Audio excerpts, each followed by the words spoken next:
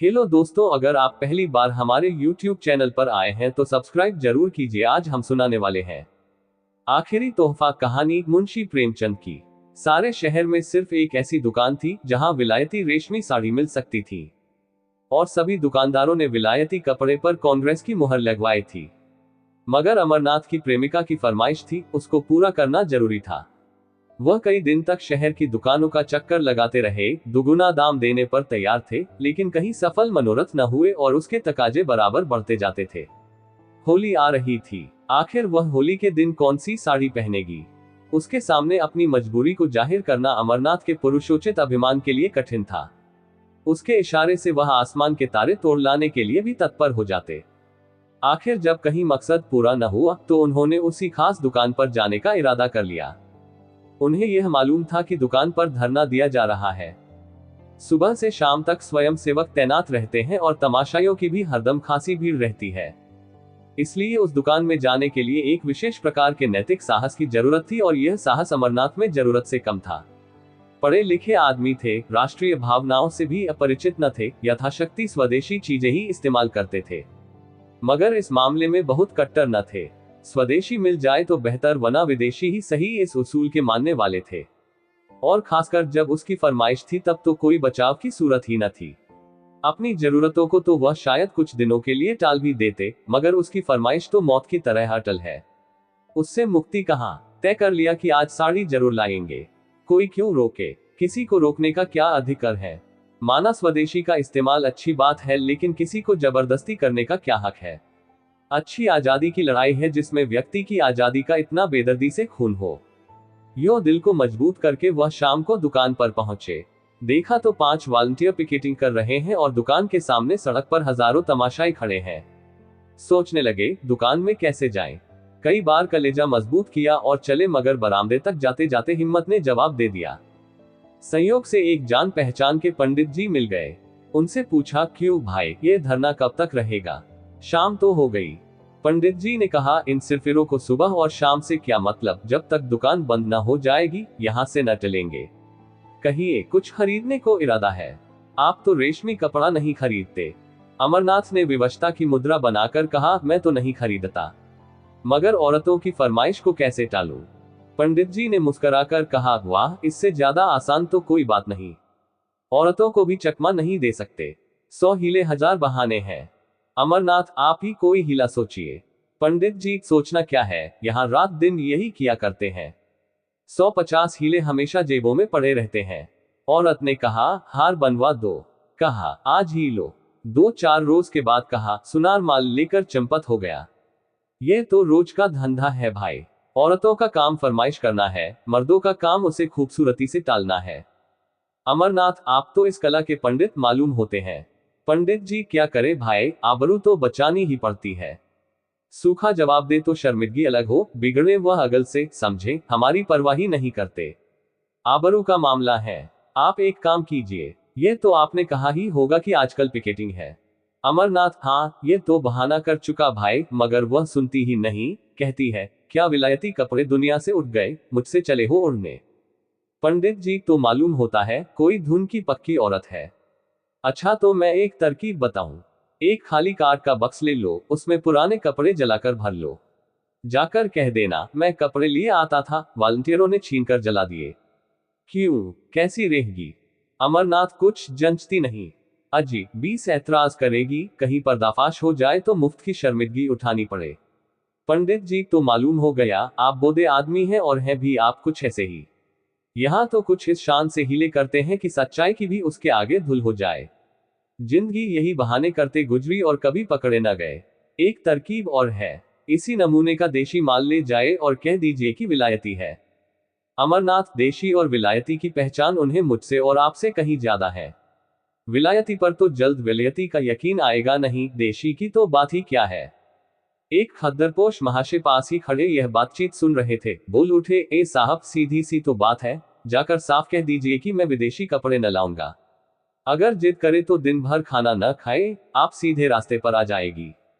अमरनाथ ने उनकी तरफ कुछ ऐसी निगाहों से देखा जो कह रही थी, आप इस कूचे को नहीं जानते, और बोले, यह आप ही कर सकते हैं, मैं नहीं कर सकता।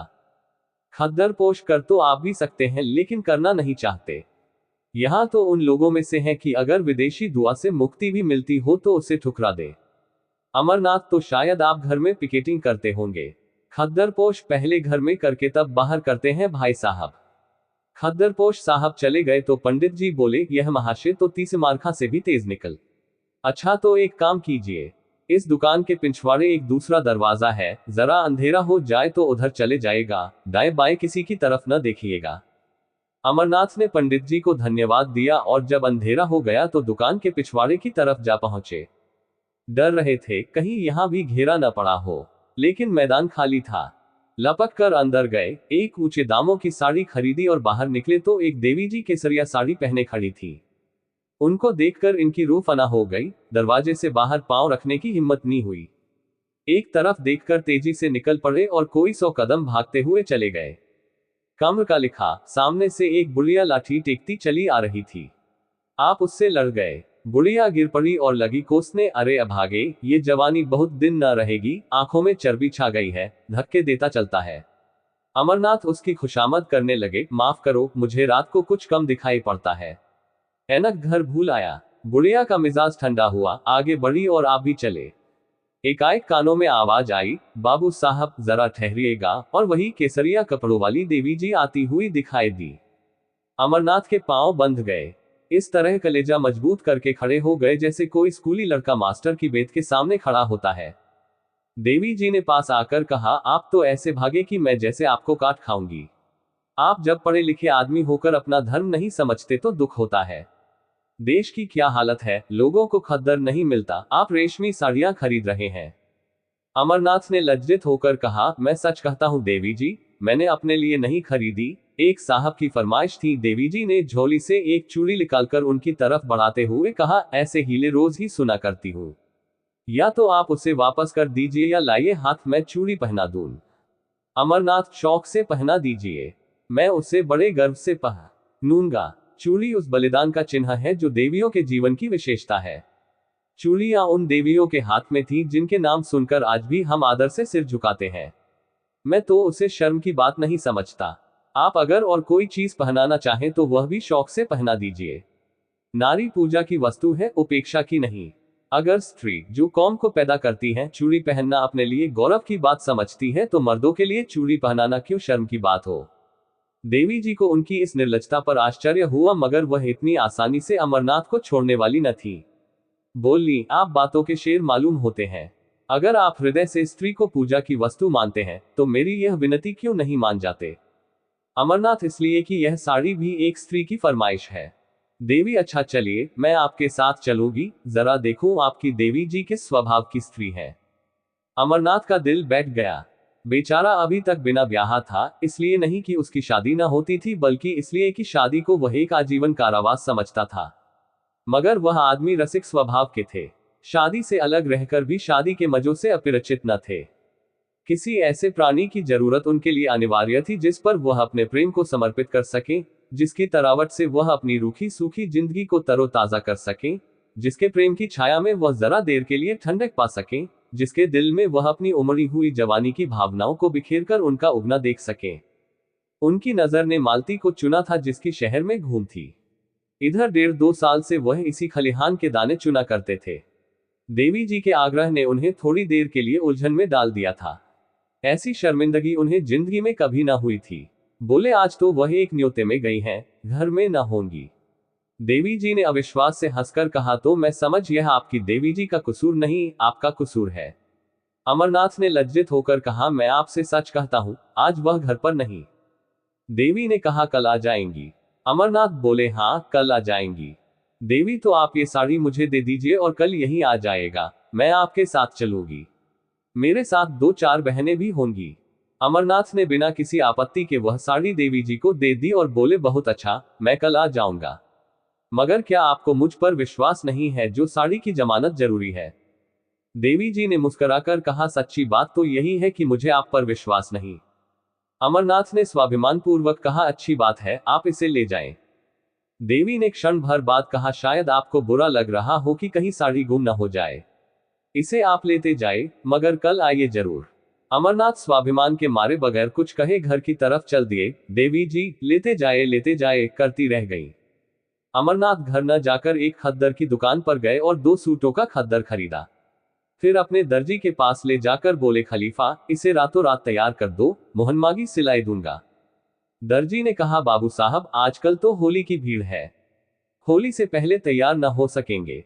अमरनाथ ने आग्रह करते हुए कहा, मैं मुंह मांगी सिलाई दूंगा, मगर कल दोपहर तक मिल जाए। मुझे कल एक जगह जाना है, अगर दोपहर तक न मिले तो फिर मेरे किस काम के न होंगे। दर्जी ने आधी सिलाई पेशगी ले ली और कल तैयार कर देने का वादा किया। अमरनाथ यहां से आश्वस्त होकर मालती की तरफ चले। कदम आगे बढ़ते थे लेकिन दिल पीछे रहा जाता था। काश वह उनकी इतनी विनती स्वीकार कर ले कि कल 2 घंटे के लिए उनके वीरान घर को रोशन करे। लेकिन यकीनन वह उन्हें खाली हाथ देखकर मुंह फेर लेगी, सीधे मुंह बात नहीं करेगी, आने का जिक्र ही क्या। एक ही बेमुरौवत है, तो कल आकर देवी जी से अपनी सारी शर्मनाक कहानी बयान कर दूं। उस भोले चेहरे की निस्वार्थ उन्मग उनके दिल में एक हलचल पैदा कर रही थी। उन आंखों में कितनी गंभीरता थी, कितनी सच्ची सहानुभूति, कितनी पवित्रता। उसके सीधे सादे शब्दों में कर्म की ऐसी प्रेरणा थी कि अमरनाथ का अपने इंद्रिय परायण जीवन पर शर्मा रही थी। अब तक कांच के टुकड़े को हीरा समझकर सीने से लगाए हुए थे। आज उन्हें मालूम हुआ हीरा किसे कहते हैं। उसके सामने वह टुकड़ा तुच्छ मालूम हो रहा था। मालती की वह जादू भरी चित्तवन, उसकी वह मीठी अदाएं, उसकी शोखियां और नखरे सब जैसे मुलम्मा उठ जाने के बाद अपनी असली सूरत में नजर आ रहे थे और अमरनाथ के दिल में नफरत पैदा कर रहे थे। वह मालती की तरफ जा रहे थे, उसके दर्शन के लिए नहीं, बल्कि उसके हाथों से अपना दिल छीन लेने के लिए। प्रेम का भिखारी आज अपने भीतर एक विचित्र अनिच्छा का अनुभव कर रहा था। उसे आश्चर्य हो रहा था कि अब तक वह क्यों इतना बेखबर था। वह तिलिस्म जो मालती ने वर्षों के नाज नखरे हाव भाव से बांधा था, आज किसी छू मंतर से तार तार हो गया था। मालती ने उन्हें खाली हाथ देखकर त्योरियां चढ़ाते हुए कहा, साड़ी लाए या नहीं। अमरनाथ ने उदासीनता के ढंग से जवाब दिया, नहीं। मालती ने आश्चर्य से उनकी तरफ देखा, नहीं। वह उनके मुंह से यह शब्द सुनने की आदी न थी। यहां उसने संपूर्ण समर्पण पाया था। उसका इशारा अमरनाथ के लिए भाग्य लिपि के समान था। बोली, क्यों अमरनाथ, क्यों नहीं लाए। मालती बाजार में मिली ना होगी, तुम्हें क्यों मिलने लगी, और मेरे लिए। अमरनाथ, नहीं साहब, मिली मगर लाया नहीं। मालती, आखिर कोई वजह। रुपये मुझसे ले जाते। अमरनाथ, तुम खामखाह जलाती हो, तुम्हारे लिए जान देने को मैं हाजिर रहा। मालती, तो शायद तुम्हें रुपये जान से भी ज्यादा प्यारे हो। अमरनाथ, तुम मुझे बैठने दोगी या नहीं। अमर, मेरी सूरत से नफरत हो तो चला जाऊं। मालती, तुम्हें आज हो क्या गया है, तुम तो इतने तेज मिजाज के न थे। अमरनाथ, तुम बातें ही ऐसी कर रही हो। मालती, तो आखिर मेरी चीज क्यों नहीं लाए। अमरनाथ ने उसकी तरफ बड़े वीरभाव के साथ देखकर कहा, दुकान पर गया, जिल्लत उठाए और साड़ी लेकर चला तो एक औरत ने छीन ली। मैंने कहा, मेरी बीवी की फरमाइश है, तो बोली मैं उन्हीं को दूंगी, कल तुम्हारे घर आऊंगी। मालती ने शरारत भरी नजरों से देखते हुए कहा, तो ये कहिए आप दिल हथेली पर लिए फिर रहे थे। एक औरत को देखा और उसके कदमों पर चढ़ा दिया। अमरनाथ, वह उन औरतों में नहीं जो दिलों की घात में रहती हैं। मालती, तो कोई देवी होगी। अमरनाथ, मैं उसे देवी ही समझता हूँ। मालती, तो आप उस देवी की पूजा कीजिएगा। अमरनाथ, मुझ जैसे आवारा नौजवान के लिए उस मंदिर के दरवाजे बंद हैं। मालती, बहुत सुंदर होगी। अमरनाथ, न सुंदर है, न रूप वाली, न ऐसी अदाएं कुछ, न मधुर भाषणी, न तनवंगी। बिल्कुल एक मामूली मासूम लड़की है। लेकिन जब मेरे हाथ से उसने साड़ी छीन ली तो मैं क्या कर सकता हूं। मेरी गैरत ने तो गवारा न किया कि उसके हाथ से साड़ी छीन लूं। तुम ही इंसाफ करो, वह दिल में क्या कहती। मालती, तो तुम्हें इसकी ज्यादा परवाह है कि वह अपने दिल में क्या कहेगी। मैं क्या कहूंगी, इसकी जरा भी परवाह न थी। मेरे हाथ से कोई मर्द मेरी कोई चीज छीन ले तो देखूं, चाहे वह दूसरा कामदेव ही क्यों ना हो। अमरनाथ, अब इसे चाहे मेरी कायरता समझो, चाहे हिम्मत की कमी, चाहे शराफ्त, मैं उसके हाथ से न छीन सका। मालती, तो कल वह साड़ी लेकर आएगी, क्यों। अमरनाथ, जरूर आएगी। मालती, तो जाकर मुंह धो आओ। तुम इतने नादान हो, यह मुझे मालूम न था। साड़ी देकर चले आए, अब कल वह आपको देने आएगी। कुछ भंग तो नहीं खा गए। अमरनाथ, खैर इसका इम्तहान कल ही हो जाएगा, अभी से क्यों बदगुमानी करती हो। तुम शाम को जरा देर के लिए मेरे घर तक चली चलना। मालती, जिससे आप कहें कि यह मेरी बीवी है। अमरनाथ, मुझे क्या खबर थी कि वह मेरे घर आने के लिए तैयार हो जाएगी, नहीं तो और कोई बहाना कर देता। मालती, तो आपकी साड़ी आपको मुबारक हो, मैं नहीं जाती। अमरनाथ, मैं तो रोज तुम्हारे घर आता हूँ, तुम एक दिन के लिए भी नहीं चल सकती। मालती ने निष्ठुरता से कहा, अगर मौका आ जाए तो तुम अपने को मेरा शौहर कहलाना पसंद करोगे? दिल पर हाथ रखकर कहना। अमरनाथ दिल में कट गए, बात बनाते हुए बोले, मालती, तुम मेरे साथ अन्याय कर रही हो। बुरा ना मानना, मेरे व तुम्हारे बीच प्यार और मोहब्बत दिखलाने के बावजूद एक दूरी का पर्दा पड़ा था। हम दोनों एक दूसरे की हालत को समझते थे और इस पर्दे का हटाने की कोशिश न करते थे। यह पर्दा हमारे संबंधों की अनिवार्य शर्त था। हमारे बीच एक व्यापारिक समझौता सा हो गया। हम दोनों उसकी गहराई में जाते हुए डरते थे। नहीं, बल्कि मैं डरता था और तुम जानबूझकर न जाना चाहती थी। अगर मुझे विश्वास हो जाता कि तुम्हें जीवन सहचरी बनाकर मैं वह सब कुछ पा जाऊंगा जिसका मैं अपने को अधिकारी समझता हूं, तो मैं अब तक कभी का तुमसे इसकी याचना कर चुका होता। लेकिन तुमने कभी मेरे दिल में यह विश्वास पैदा करने की परवाह न की। मेरे बारे में तुम्हें ये शक है, मैं नहीं कह सकता, तुम्हें ये शक करने का मैंने कोई मौका नहीं दिया, और मैं कह सकता हूं कि मैं उससे कहीं बेहतर शौहर बन सकता हूं जितनी तुम बीवी बन सकती हो। मेरे लिए सिर्फ एतवार की जरूरत है और तुम्हारे लिए ज्यादा वजनी और ज्यादा भौतिक चीजों की। मेरी स्थायी आमदनी 500 से ज्यादा नहीं, तुमको इतने में संतोष ना होगा। मेरे लिए सिर्फ इस इत्मीनान की जरूरत है कि तुम मेरी और सिर्फ मेरी हो। बोलो, मंजूर है? मालती को अमरनाथ पर रहम आ गया। उसकी बातों में जो सच्चाई भरी हुई थी, उससे वह इनकार न कर सकी। उसे ये भी यकीन हो गया कि अमरनाथ की वफा के पैर डगमगाएंगे नहीं। उसे अपने ऊपर इतना भरोसा था कि वह उसे रस्सी से मजबूत जकड़ सकती है, लेकिन खुद जकड़े जाने पर वह अपने को तैयार न कर सकी। उसकी जिंदगी मोहब्बत की बाजीगरी में, प्रेम के प्रदर्शन में गुजरी थी। वह कभी इस कभी उस शाख में चहकती फिरती थी, बेकैद, आजाद, बेबंद। क्या वह चिड़िया पिंजरे में बंद रह सकती है जिसकी जबान तरह तरह के मजों की आदी हो गई हो? क्या वह सूखी रोटी से तृप्त हो सकती है? इस अनुभूति ने उसे पिघला दिया। बोली, आज तुम बड़ा ज्ञान बघार रहे हो। अमरनाथ, मैंने तो केवल यथार्थ कहा है। मालती, अच्छा, मैं कल चलूंगी, मगर 1 घंटे से ज्यादा वहां न रहूंगी। अमरनाथ का दिल शुक्रिया से भर उठा। बोला, मैं तुम्हारा बहुत कृतज्ञ हूं मालती। अब मेरी आबरू बच जाएगी, नहीं तो मेरे लिए घर से निकलना मुश्किल हो जाता है। अब देखना यह है कि तुम अपना पाठ कितनी खूबसूरती से अदा करती हो। मालती, उसकी तरफ से तुम इत्मीनान रखो। ब्याह नहीं किया मगर बारातें देखी हैं। मगर मैं डरती हूं कहीं तुम मुझसे दगा न कर रहे हो। मर्दों का क्या एतबार? अमरनाथ ने निश्चल भाव से कहा, नहीं मालती, तुम्हारा संदेह निराधार है। अगर यह जंजीर पैरों में डालने की इच्छा होती तो कभी का डाल चुका होता। फिर मुझसे वासना के बंदों का वहां गुजर ही कहां। दूसरे दिन अमरनाथ 10 बजे ही दर्जी की दुकान पर जा पहुंचे और सिर पर सवार होकर कपड़े तैयार कराए।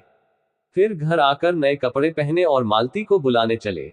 वहां देर हो गई। उसने ऐसा तनाव श्रृंगार किया कि जैसे आज बहुत बड़ा मोर्चा जीतना है। अमरनाथ ने कहा, वह ऐसी सुंदरी नहीं है जो तुम इतनी तैयारियां कर रही हो। मालती ने बालों में कंघी करते हुए कहा, तुम इन बातों को नहीं समझ सकते, चुपचाप बैठे रहो। अमरनाथ, लेकिन देर जो हो रही है। मालती, कोई बात नहीं। भय की उस सहज आशंका ने, जो स्त्रियों की विशेषता है, मालती को और भी अधिक सरतक कर दिया था। अब तक उसने कभी अमरनाथ की ओर विशेष रूप से कोई कृपा न की थी। वह उससे काफी उदासीनता का बर्ताव करती थी। लेकिन कल अमरनाथ की भंगिमा से उसे एक संकट की सूचना मिल चुकी थी और वह उस संकट का अपनी पूरी शक्ति से मुकाबला करना चाहती थी। शत्रु को तुच्छ और अपदार्थ समझना स्त्रियों के लिए कठिन है। आज अमरनाथ को अपने हाथ से निकलते वह अपनी पकड़ को मजबूत कर रही थी। अगर इस तरह की उसकी चीजें एक एक करके निकल गईं तो फिर वह अपनी प्रतिष्ठा कब तक बनाए रख सकेगी? जिस चीज पर उसका कब्जा है उसकी तरफ कोई आंख ही क्यों उठाए? राजा भी तो एक एक अंगुल जमीन के पीछे जान देता है। वह इस नए शिकारी को हमेशा के लिए अपने रास्ते से हटा देना चाहती थी। उसके जादू को तोड़ देना चाहती थी। शाम को वह परी जैसी अपनी नौकरानी और नौकर को साथ लेकर अमरनाथ के घर चली। अमरनाथ ने सुबह 10 बजे तक मर्दाने घर को जनानेपन का रंग देने में खर्चा किया था। ऐसी तैयारियां कर रखी थी जैसे कोई अफसर मुआयना करने वाला हो। मालती ने घर में पैर रखा तो उसकी सफाई और सजावट देखकर बहुत खुश हुई। जनाने हिस्से में कई कुर्सियां रखी थी। बोली, अब लाओ अपनी देवी जी को, मगर जल्द आना, वरना मैं चली जाऊंगी। अमरनाथ लपके हुए विलायती दुकान पर गए। आज भी धरना था, तमाशाइयों की वही भीड़। वहां देवी जी नहीं। पीछे की तरफ गए तो देवी जी एक लड़की के साथ उसी भेस में खड़ी थी। अमरनाथ ने कहा, माफ कीजिएगा, मुझे देर हो गई। मैं आपके वादे की याद दिलाने आया हूँ। देवी जी ने कहा, मैं तो आपका इंतजार कर रही थी। चलो सुमित्रा, जरा आपके घर हो आए। कितनी देर है? अमरनाथ, बहुत पास है, एक तांगा कर लूंगा। 15 मिनट में अमरनाथ दोनों को लिए घर पहुंचे। मालती ने देवी जी को देखा और देवी जी ने मालती को। एक किसी रईस का महल था, आलीशान, दूसरी किसी फकीर की कुटिया थी, छोटी सी तुच्छ। रईस के महल में आडंबर और प्रदर्शन था, फकीर की कुटिया में सादगी और सफाई। मालती ने देखा, भोली लड़की है जिसे किसी तरह सुंदर नहीं कह सकते, पर उसके भोलेपन और सादगी में जो आकर्षण था उससे वह प्रभावित हुए बिना न रह सकी। देवी जी ने भी देखा, एक बनी संवरी बेधड़क और घमंडी औरत है जो किसी न किसी वजह से उस घर में अजनबी सी मालूम हो रही है, जैसे कोई जंगली जानवर पिंजरे में आ गया हो।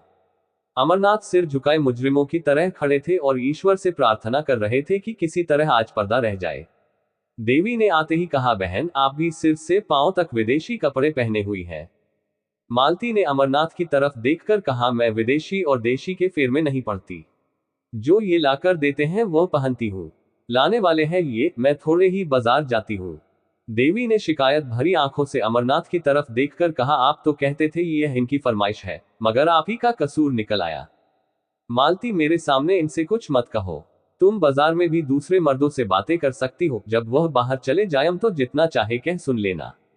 मैं अपने कानों से नहीं सुनना चाहती। देवी जी, मैं कुछ कहती नहीं, और बहन जी, मैं कह ही क्या कर सकती हूँ, कोई जबरदस्ती तो है नहीं, बस विनती कर सकता हूँ। मालती, इसका मतलब यह है कि इन्हें अपने देश की भलाई का जरा भी ख्याल नहीं, उसका ठेका तुम्ही ने ले लिया है। पढ़े लिखे आदमी हैं, 10 आदमी इज्जत करते हैं, अपना नफा नुकसान समझ सकते हैं। तुम्हारी क्या हिम्मत कि उन्हें उपदेश देने बैठो, या सबसे ज्यादा अक्लमंद तुम ही हो। देवी जी, आप मेरा मतलब गलत समझ रही हैं बहन। मालती, हाँ, गलत तो समझूंगी ही, इतनी अक्ल कहां से लाऊं कि आपकी बातों का मतलब समझूं। खद्दर की साड़ी पहन ली, झोली लटका ली, एक बिल्ला लगा लिया, बस अब अख्तियार है, जहां चाहे आए जाएं, जिससे चाहे हंसे बोले, घर में कोई पूछता नहीं तो जेल खाने का भी क्या डर। मैं इसे हुड़दंगापन समझती हूँ, जो शरीफों की बहू बेटियों को शोभा नहीं देता। अमरनाथ दिल में कटे जा रहे थे, छिपने के लिए बिल ढूंढ रहे थे। देवी की पेशानी पर जरा बल न था, लेकिन आंखें दबा रही थी। अमरनाथ ने मालती से जरा तेज स्वर में कहा, क्यों खामखा किसी का दिल दुखाती हो।